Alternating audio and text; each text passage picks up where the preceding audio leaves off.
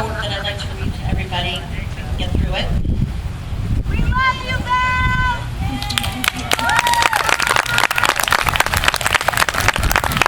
Believe me, I've been feeling that for the last 2 weeks. Thank you. How do you eulogize a person who meant so much to so many? Firstborn child of Gidge and Rose Barberine, so proud to be the first male child in a very large family to carry on that name. Such a loving legacy. From Greenpoint, Brooklyn to North Massapequa, the family grew to include siblings John, Carol, and James. Gerard was described as a sweet, affectionate child. He received his first set of drums at the age of 16 months old, and encouraged by his musician father, one of his first passions began. At 7, he met best friend Jean Barber. Side by side, they learned many life skills in the Boy Scouts and shared many firsts as they grew into adults.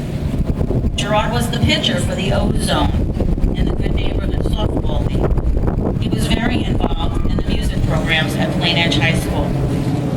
After graduating, he decided to follow his dream and his friend Pete Brusino to California to make a musical mark on the world.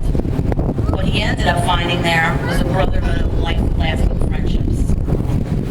Gerard returned home to assist his father in running D'Angelico, a guitar string business. He traveled the globe, met many of the world's top musicians, and a beautiful French actress, Sylviane Margolais. They were married and blessed with their beloved son, Jeremy.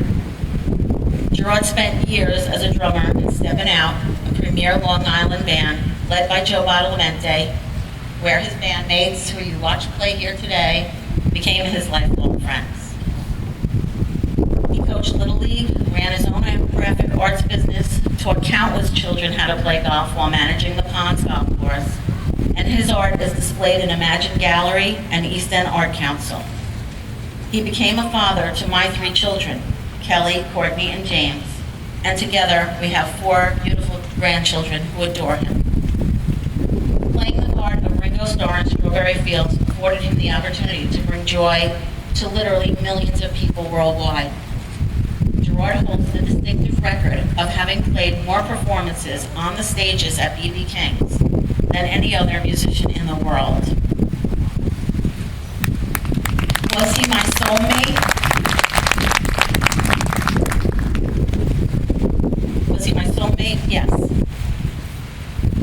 But he was all of humanity's soulmate because he got it. He knew that love was what the soul was made for. He took the time to smell the roses, to watch the sunset. He devoted a day to family and reserved an evening for friends. He didn't wait for a call or an email. He stayed in touch with you. His brother John described him well. You were either his friend or you were about to become his friend. You may have called him Jerry, Jarvis, Gennard, Cuz, Garage, Blowfish, Jive Sticks, Gandhi, Son, Suave, Chocade Gandhi, the mayor, the boss of the Moss, Papa G, or Ringo. If you knew him at all, you got a little piece of his soul. There was always a star within him, and now our sky will be void of that shining light. Gerard, we love you, we miss you, and you will remain in our hearts until we meet again.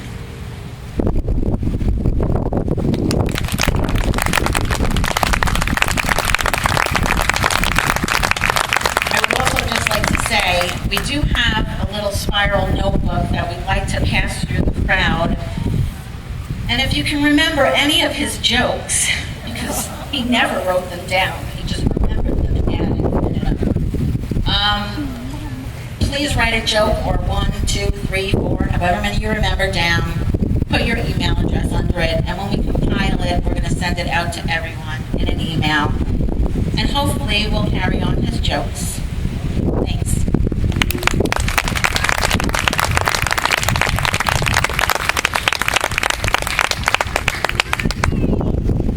Hi, I think most people out there know who I am, but I'm Valerie's oldest child, Ellie.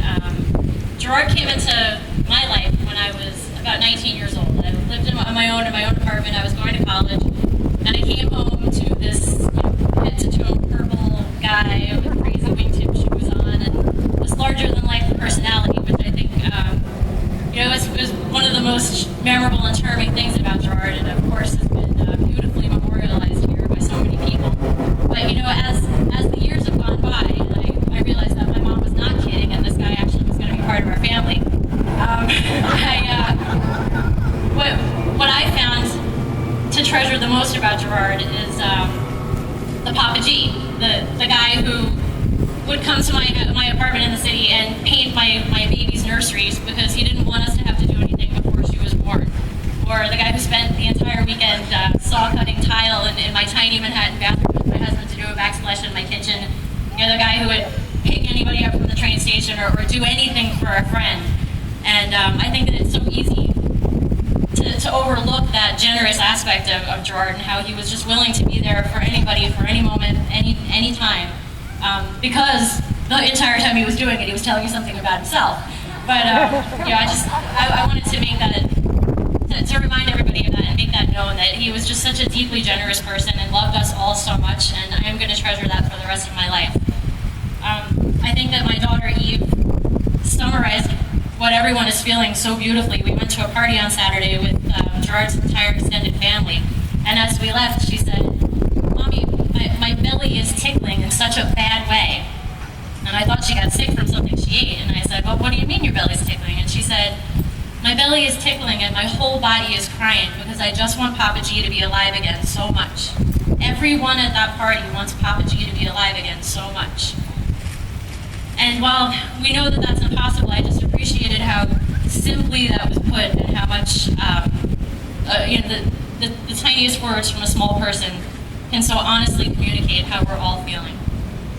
Now, in much more elevated language, a friend of the family sent us this excerpt from The Prophet, which is a classic by Khalil Gibran, the famous Lebanese poet and philosopher who wrote this work in 1923, and this is from the closing chapter of it, which is called Farewell.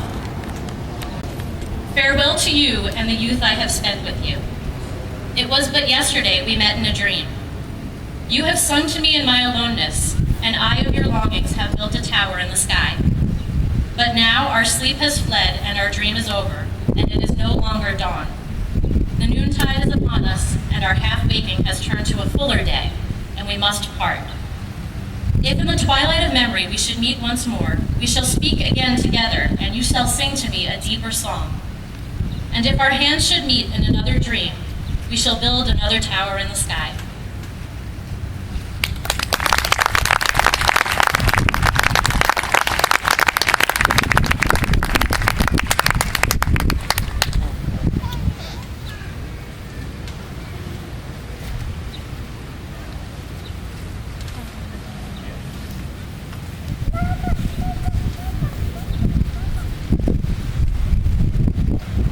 Good afternoon, everybody. We really appreciate you being